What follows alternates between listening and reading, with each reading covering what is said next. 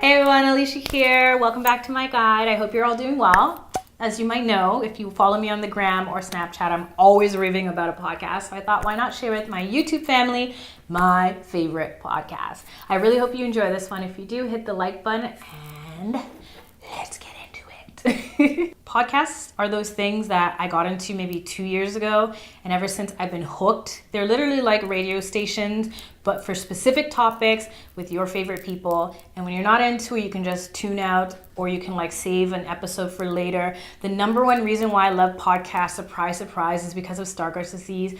When I get tired and my vision is just too much for me, I can always pop my headphones in and listen to something and not worry or stress out that I'm gonna be too tired or have to zoom in or whatever. Like, it's so much better listening, which is weird because your girl hates audiobooks. I'm not about them. I'd rather read with my eyeballs or listen to someone have a nice conversation. I'm gonna go through like my top 10-ish podcasts, and I'm not gonna go in any particular order until we get to the top 3, because I have 3 that are my all-time favorites for very specific reasons. So the first one that I really like, not my number one love, but I'm really here for, is at the top of the list. It's called Freakeconomics Radio.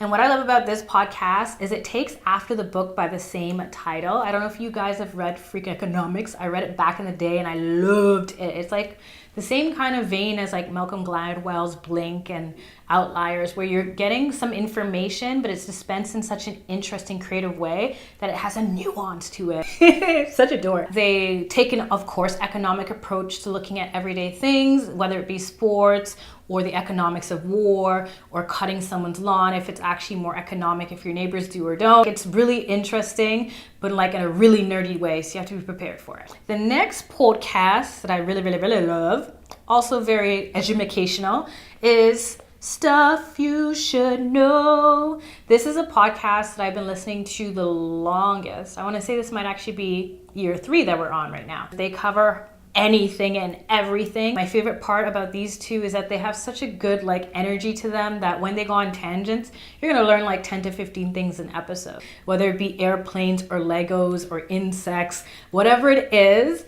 They always go on a tangent. You're always going to learn something pretty cool. Always learning about like dad type things from their generation. A new one to the family is Today Explained. I really love this one because where do I begin? Well, let's just say I'm not really into news. Like, my idea of news is a Philip DeFranco show. You only get so much in that though. I like that they take pretty much one topic and they really focus on it. So right now it's the government shutdown, and the stuff that they're talking about is really like alarming me. As a Canadian, I really feel for you Americans, especially if you work for the government. Like, I don't know how you're doing it, but this is how I stay up to date with subjects like that. All right. On the spiritual side, Oprah's Super Soul Sunday. Who doesn't love Oprah? I know some people don't, and I was like, wow, how? She always interviews someone. She has a tendency to cut them off sometimes. It's a really beautiful way of getting into the topic of spirituality without being like so churchy and judgy. It's just very open-minded, and my favorite part is actually at the end when she asks her guests the same set of questions like, what is God? What is the purpose of being here? What is the soul? What is love? Like these kinds of things, and everyone has a different answer, but it's still so universal. Cool. Next one is Happier with Gretchen Rubin. This, like Freakeconomics Radio, is inspired by a book of the same name. This is kind of like something that I bounce into and out of love with like every few months. Like sometimes I'll listen to like 5 at once, and sometimes I'll forget about it for 5 months. The problem is I feel like it's a little bit too much about happiness, and I don't always want to be considering and working on my happiness. Sometimes I just want to go through the motions of emotions. But if you just need like a little boost or pick me up, they have some really great exercises and some shorter episodes if you just want to do a practice with her. Cool. A new love of mine are these 3 ladies from the Receipts podcast. I love this podcast because it reminds me of like Cosmopolitan meets like a girls group. It's very laid back. I'm not into accents. They do have an English accent. That's not why I love them. I love the way they speak in the sense that they're just so free and so real with it. You really have to listen to like see why I love it. I don't know. I just feel like it's so fun to listen to. Although I will admit the episodes about advice always make me sad because I'm like, people are going through these types of relationship woes. Like, yo. And then, Philosophize This. This is another one that I feel like I pop in and out of love with as well. It's not that I'm not into the topic. Sometimes I just feel like it's a lot and I need to like listen to it intently. And most of the times when I'm listening to podcasts, I don't know if you're the same way, but I'm usually doing something like cooking or in transit or whatever. But this, I feel like I can write, but then like I have to sometimes pause what I'm writing to like listen to what he's saying because you really need to focus. Philosophy is one of those topics. I was never into philosophy growing up. My brother's heavy into philosophy and he says he really likes this. So, stamp of approval from Trevor. I fell in love with this at the end part of 2018. This is Science Versus. Pretty much every week-ish, she goes over a topic and it's like science versus weed or science versus something, I don't know, versus online dating or science versus organic versus whatever. It's really cool because she looks at both sides and I feel like she doesn't come in with the bias. The way she interviews the specialists is just really cool. Keeps it very engaging throughout the entire episode.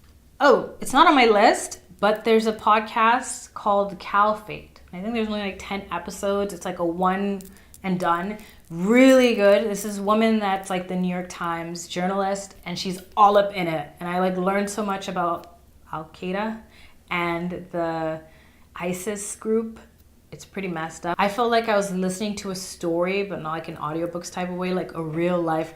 You could hear explosions going off and people speaking in their language. Like it was really, really engaging. Check it out. The next one is, all right, we're getting really close to my top 3. Science of Happiness. This was one of my favorite podcasts for 2018. Then they went on a little hiatus and I'm like, what? I can't. You know when you get like so used to getting something on the regular and you don't have anymore? Never been the one. But I actually went online and I emailed them, hey, I really like your podcast. Are you planning on coming back for a second season? Didn't hear back. During my web surfing on their site, I discovered that they actually have a course in the same name and it's a free online course from the Greater Good Science at Berkeley University. So I thought, why not? I had free time last fall. I took the course. It was really, really good. It took a long time for me because there was a lot of reading and I was like, yo, my eyes are tired. Follow the same format as a podcast where someone comes on, they try a practice, they tell you how it went and they discuss their life and if they felt happier after doing it. Very cool. It's like literally the science of happiness. It's not airy-fairy or anything. Ooh, drum roll, please. My top 3. In the 3rd place for the bronze, something you should know. I love the format. I like that he starts off with something quick. It usually takes like a 30-second to explain. Then he gets into 2 different topics with 2 different specialists, and it could be about anything, but it's like so interesting. And then he finishes off with like a quick little short stuff that you should know. And it's so cool because it's like something like, oh, words that are misused in the English language. And it's like, whoa, I misuse these words too. It's like things like that I'm like, huh. I know it's really geeky, but I'm like so here for it. If you follow me on Instagram, you have seen me on the gram on Monday talking about my Minimalism Monday, and it's because of these 2, the Minimalists. This is something that I fell in love with at the end of 2018 and I've been obsessed with ever since. This podcast is everything because I feel like it's not a preachy or judgy approach to minimalism like some other people. They don't just talk about decluttering or organizing or discarding stuff. It's way more deeper than that. They've talked about topics like love and relationship and self-care. I love how it's outside the box. It's outside of the phone approach to minimalizing things so that you can create more space, either to bring in the right kind of situations and circumstances into your life or just have space for yourself. So beautiful. They also share a lot about their personal lives. Sometimes I'm like, yo, that's a lot. The number 1, dun dun dun. If you watch my stories on any social, this is no surprise. The Joe Budden Podcast. I used to watch Everyday Struggles for Joe. When he left, I left too. So I was so happy when I found out that he had a podcast. And I love Roaring Mall and Parks. Savon needs to do his job though. These guys just keep it real. They talk about everything in the culture. And also, they also give a lot of tips, surprisingly. They give a lot of tips for content creators. You just have to flip it and make it work for whatever your arena is. Don't let his snarky sarcasm fool you. He's a very compassionate and intellectual person, and so are his friends. I love when his friends go back and forth with him because they have very interesting perspectives on the same damn thing. This is my everything. But anyways, those are my favorite podcasts. Let me know yours in the comment section below. Here are some of my other favorites. Thanks for watching. Love and later.